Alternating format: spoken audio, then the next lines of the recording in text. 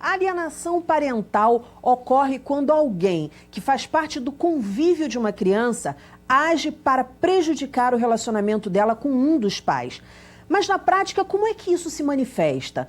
Quais são os prejuízos que a alienação parental pode provocar? E o principal, como proteger as crianças dela? Para essas e outras perguntas, um pouquinho de educação.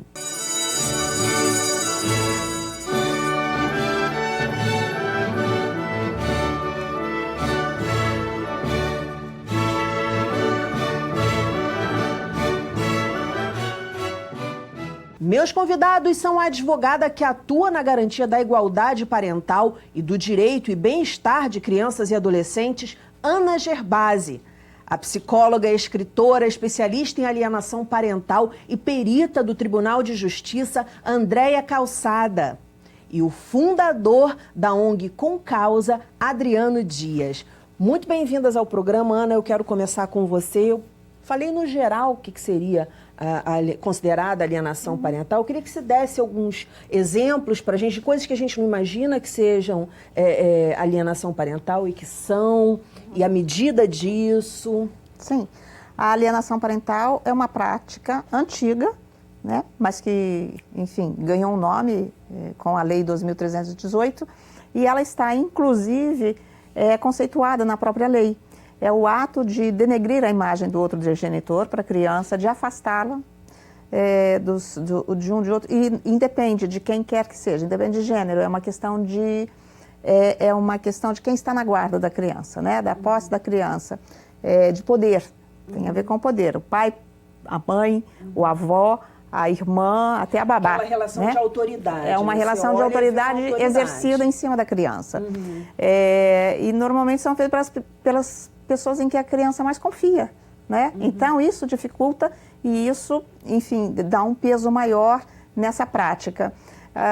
Afastar o outro genitor por um motivo ou outro, por uma briga normalmente entre o casal, no conflito de uma separação, numa briga de partilha de bens, numa briga de disputa de guarda, de busca de aumento de pensão alimentícia.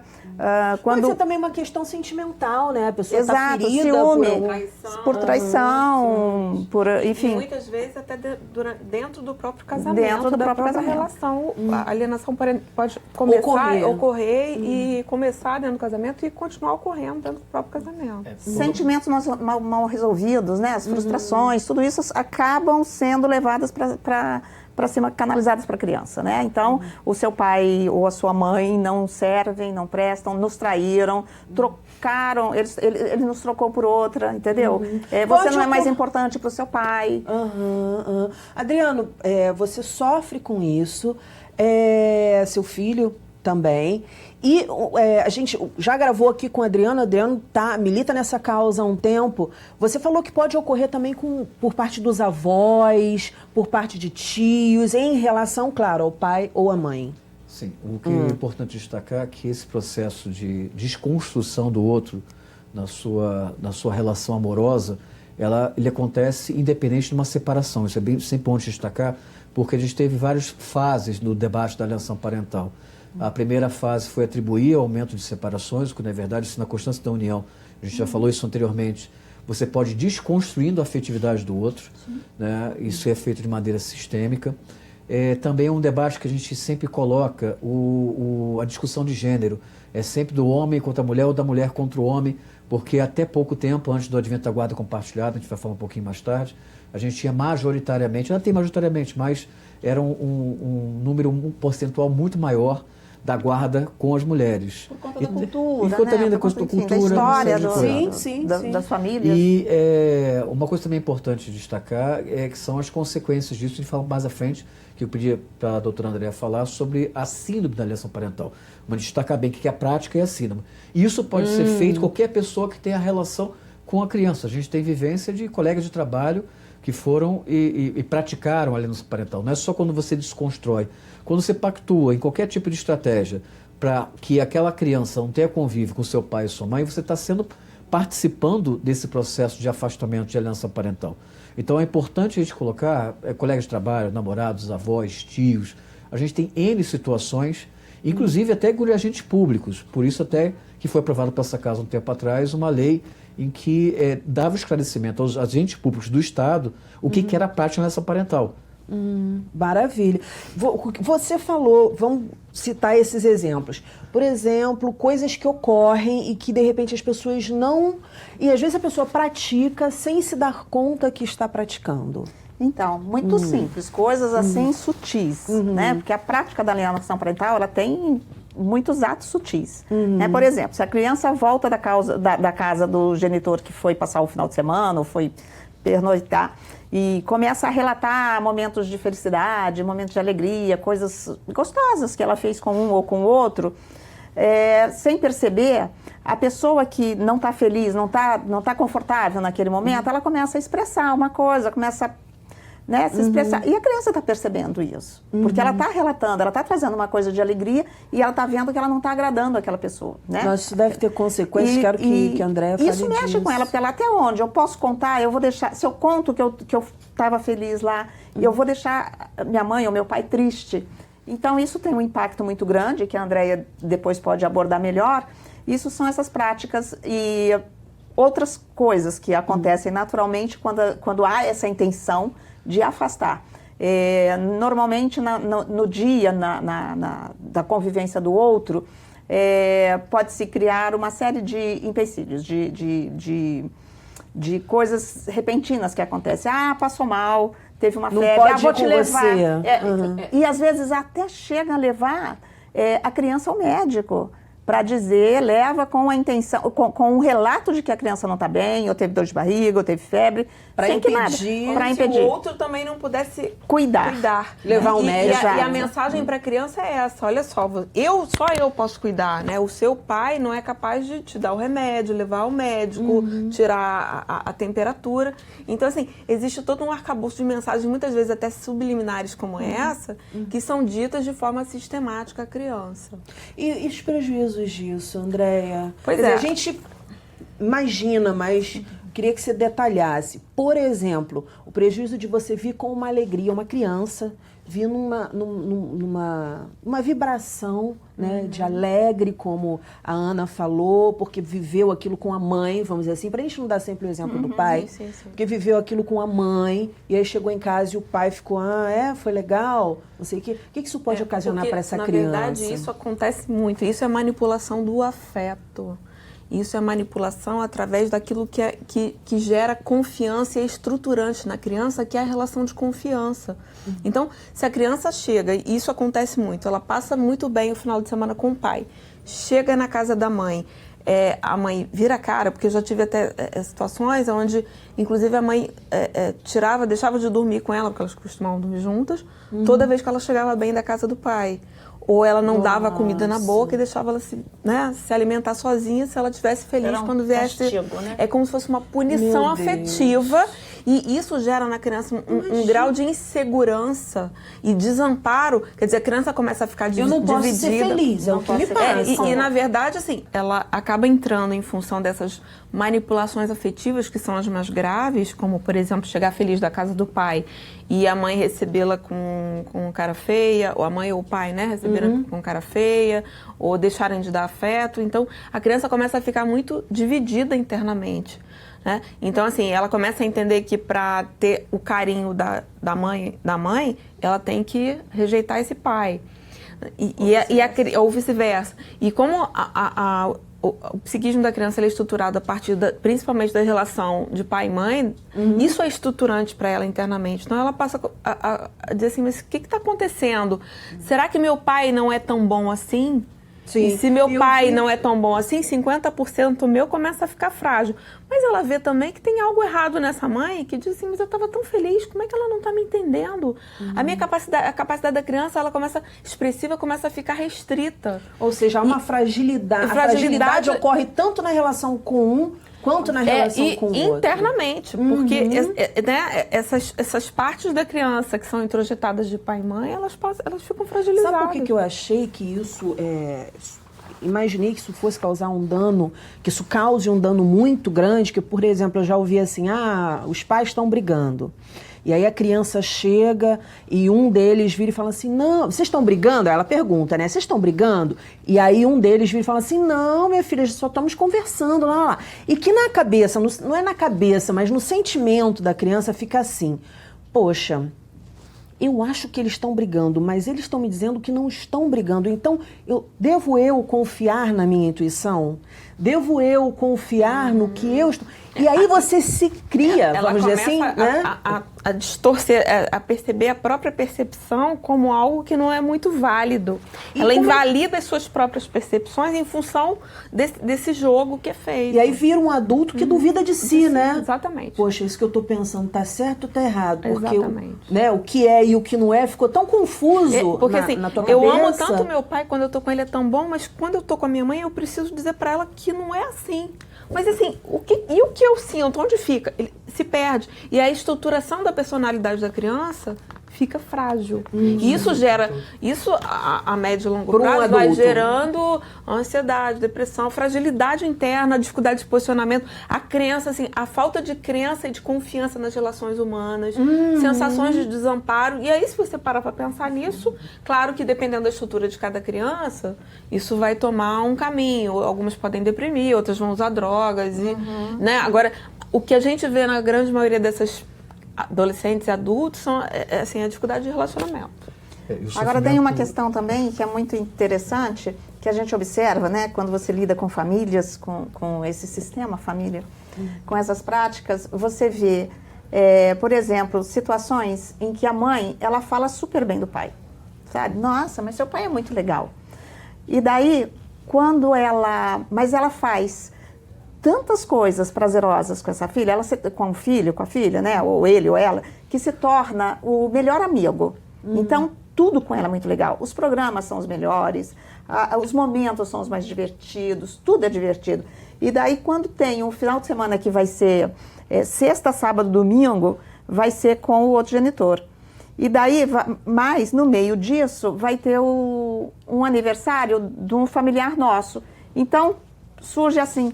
Olha, esse final de semana, um dia que dele ou dela vai ser nosso. Então, você vai dormir lá só na sexta, no sábado você vem, a gente vai passar o dia junto, vai dormir, você volta para no domingo. Olha que legal, a gente ganhou um dia. E olha para a cabeça da criança como é que é isso. Porque a criança também quer curtir o pai, mas a pessoa, o outro genitor, torna esse convívio com a criança de uma forma... Acho que aliada de cumplicidade, de coisa, de tão bom, sedução, que ela anula, de sedução, pura sedução, que ela vai anulando, mas de uma forma imperceptível, né? Assim, quem olha fala, não, olha que relação boa, que amizade, que interessante. Mas por trás disso tem todo um movimento para desqualificação. Olha como eu sou tão boa ou tão bom, e o outro, quando você está com ele, vê, é tudo tão bom. E você vê a criança expressando. E a vida não é só alto, né? E você vê exatamente isso, a criança expressando isso. Porque, eu não queria ir para casa do fulano, do Beltrano hoje. Eu quero ficar com você, porque com você é mais legal. Agora, existe uma polêmica em torno disso. O que é alienação parental, o que não é. A gente tem a lei. Queria que vocês discutissem um pouquinho os riscos dessa polêmica, porque me parece que é muito tênue a linha que separa o que está ocorrendo como alienação parental do que não. De repente é só um dia que eu não estou muito feliz e daí estou virando a cara para todo mundo e vou virar a cara também para o pai do meu filho. Exatamente. Enfim, ou para a mãe do meu filho. Como é que a gente equilibra isso e olha para isso com lucidez dizendo isso é alienação parental ou isso não é alienação parental? Aí entra uma questão bastante importante, que é a atuação dos profissionais que recebem essas famílias, que recebem essas questões trazidas pelas famílias, né? Porque num conflito desse as pessoas buscam primeiro o advogado.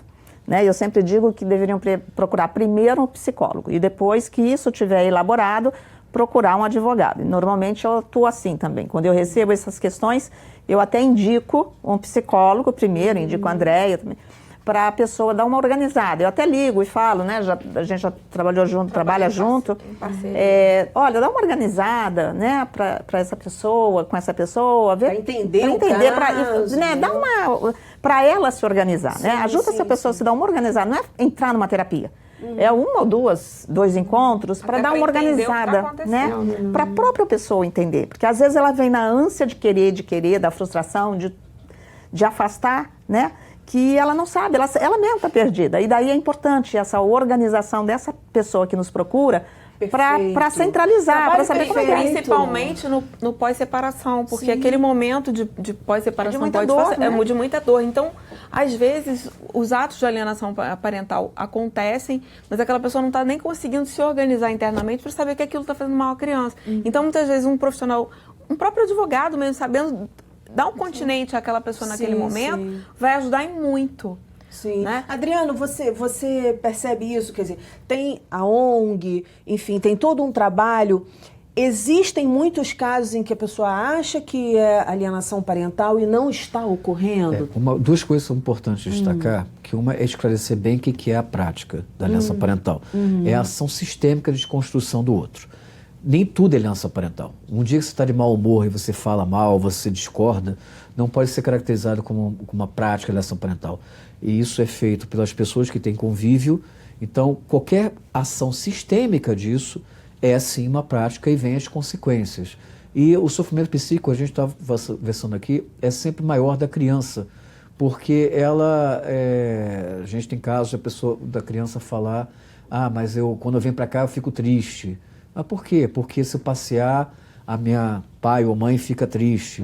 Então, há uma série de nuances de desconstrução que às vezes nem é feito na presença do outro genitor, em que o objeto da violência, que é uma forma de violência, é a criança e o adolescente, mais a criança. Né? Os adolescentes já têm alguma mais... Chega ao ponto, se isso é sistemático, né? Da criança começar a recusar a ir com o outro. E essa recusa, normalmente ela é injustificada. Então, eu não quero ir para casa do meu pai, porque lá eu fico vendo televisão. Eu não quero ir para casa do meu pai porque o meu pai dorme muito. Tudo é motivo. Então, isso é importante, né? Normalmente ela é injustificada. Né? Então, essa recusa é injustificada. É claro... A importância dessa lei, gente. A gente está aqui na TV Alerj, vamos falar um pouquinho de lei. A importância dessa lei, o que a lei estabelece? Então, a lei, ela tem ela tem um objetivo pedagógico de proteção da criança e do adolescente e também, claro, de toda uma família, né? Porque você não protege só um ente da família, você protege, mesmo que separada, você tem que pensar na família inteira. Porque se você for pensar só naquele ente que está te procurando, vai virar uma coisa louca, né? Porque você vai endossar e entrar naquela briga junto com a pessoa que te procura.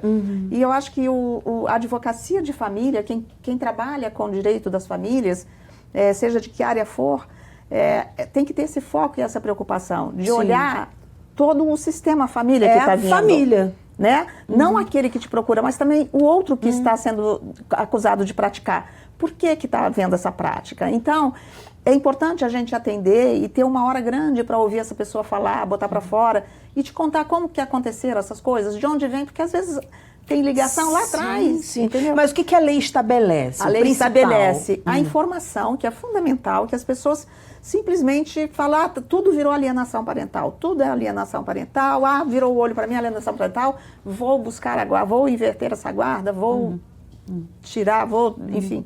Então a lei, primeira coisa, estabelece. Tem que haver informação em sociedade a respeito do que é alienação parental. Tinha que ter informação na sociedade como um todo, nas escolas, nos consultórios pediátricos. A lei prevê isso. A lei prevê a informação. Né? E aí cabe, claro, ao poder público, aí são políticas públicas, de levar essa informação para as escolas, para os consultórios de pediatras, que são os primeiros que recebem essas crianças quando há uma reclamação, por exemplo, de que vou dizer que abusou da minha filha, como, né, a gente sabe que existem até esses extremos da lei, né, que são as acusações mais graves para afastar o pai, é quando você acusa o outro de ter abusado da criança. Então, o juiz, por medida de precaução, ele vai imediatamente suspender e apurar, porque ninguém vai deixar acontecer. A lei, ela te dá isso, ela te dá informação, ela te dá um rol exemplificativo da prática, não é todo, né?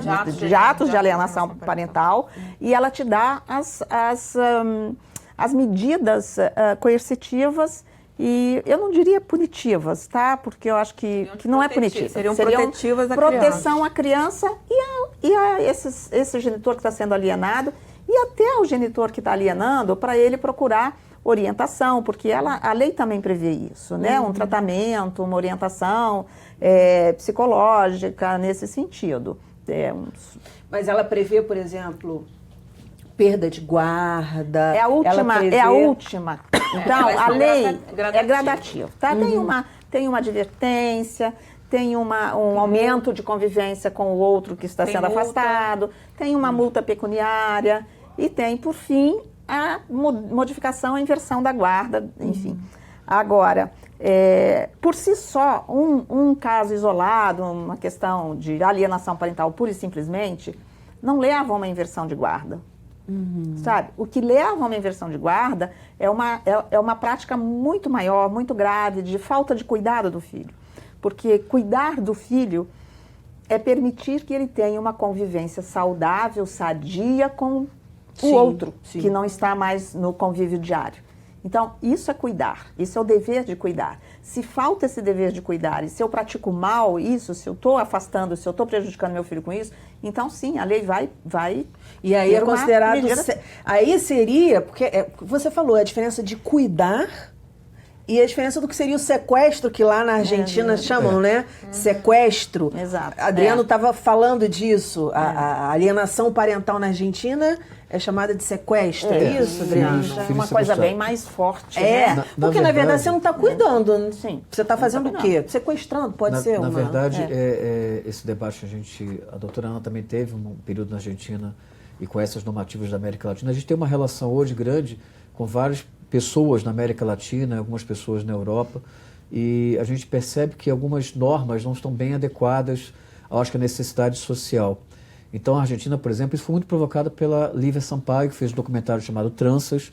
É um documentário que não foi lançado ainda, mas eu tive a oportunidade de ver, que eu considero próximo ao perfeito da leitura sobre a questão da importância do convívio e das normas coerentes, porque, por exemplo, o caso dela, ela ficou afastada, teve uma medida protetiva contra a neta dela, na Argentina, né? O filho dela teve uma companheira na Argentina, que teve uma neta, por 6 meses, porque ela publicava artigos sobre alienação parental. E lá não tem esse termo alienação parental, são filhos sequestrados. Então há uma relação muito mais dura que a gente até questiona sobre a criminalização dessa prática. Eu acho o seguinte, o primeiro ponto, como bem colocou aqui os colegas, a gente tem que ter um processo aprofundado de educação. E aí a gente pode voltar a falar aqui mais à frente aqui, aí, doutora Ana, discordar um pouquinho, e André, a gente não tem a devida mediação dos profissionais que trabalham nessa área. Desde os profissionais da área do direito até aqueles que no poder público deveriam tratar disso como os conselhos tutelares, dentro dos próprios juizados. Então, esse é um tema que a gente queria mais à frente falar aqui, um pouquinho do papel dos conselhos. Inclusive, que a gente vem buscando isso, né? Eu sou presidente da Comissão de Mediação do IBDFAM, Instituto de Direito Brasileiro das Famílias.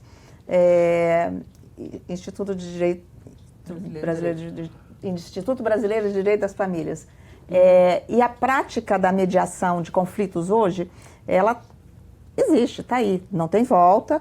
Eu não gosto muito dessa definição da mediação para desafogar o judiciário. Eu acho que a mediação tem um outro papel. Ela tem um papel de atenuar, de solucionar conflitos com as próprias partes. Como prevenção. Como prevenção. Como uma forma de prevenção. Porque não é um objetivo só, né? Antes de qualquer coisa. Claro, desafogar vai ser uma consequência natural, porque se você tem um bom trabalho de mediação com as partes envolvidas, se você trabalha o conflito de forma eficaz, você diminui o litígio, né? Sim, e aí você desafoga o judiciário. Sim. Mas o foco tem que ser aqui, trabalhar o litígio e trabalhar as famílias em conflitos. Então, essa é a questão. Eu acho que qualificar mediadores em direito de família é fundamental, para que eles tratem as famílias e os conflitos que são específicos, né? A mediação judicial, ela tem um padrão, um formato. Então, ela não pode ser longa, ela não pode ter muitos encontros. Assim mesmo, tem muitos bons mediadores que não se prendem muito a isso e que levam a mediação. Eu já tive clientes em mediação judicial que foram vários encontros até se conseguir construir alguma coisa. sabe? Mas hoje o judiciário tem um outro foco, sem dúvida. Ele precisa, enfim, atingir metas e tudo mais. Por isso que eu falo, quando se fala em conflitos familiares, é fundamental você ter mediadores, é fundamental você ter o especializado em família, que vai tratar daquele conflito de forma correta. Se houver necessidade, ele não vai fazer uma terapia com as famílias, mas se houver uma necessidade, ele vai encaminhar para um apoio a profissional mais pontual, e ele vai trabalhar aquilo ao tempo das famílias. Até que as famílias estejam prontas para elas construírem o seu acordo.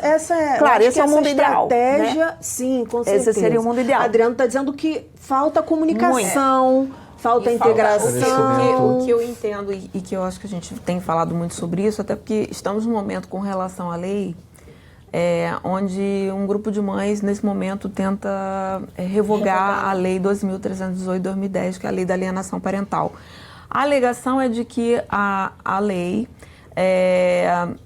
estaria sendo usada por pais abusadores. Acobertando, né? Sendo acobertados pela lei, né? Porque, na verdade, as mães fazem a denúncia e alega-se que isso faz parte do processo de alienação parental.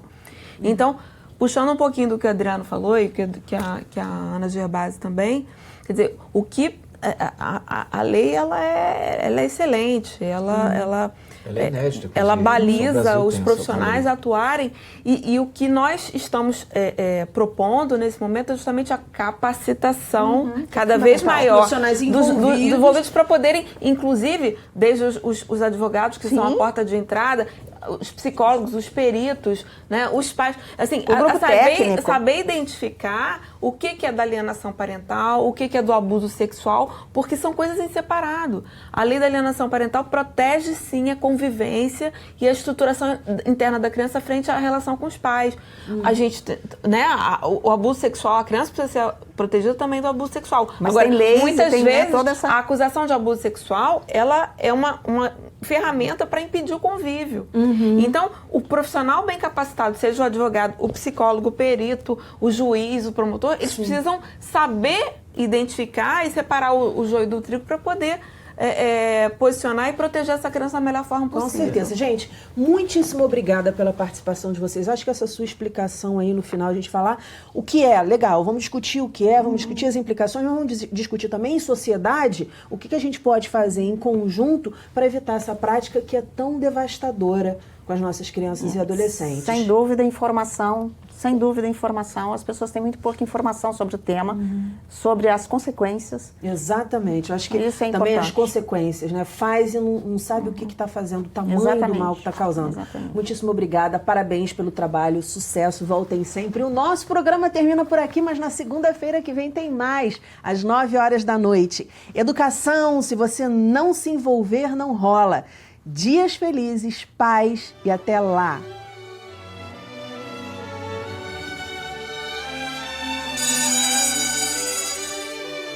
Uma vez me contaram que na Andaluzia, um pescador muito pobre andava oferecendo mariscos numa cesta.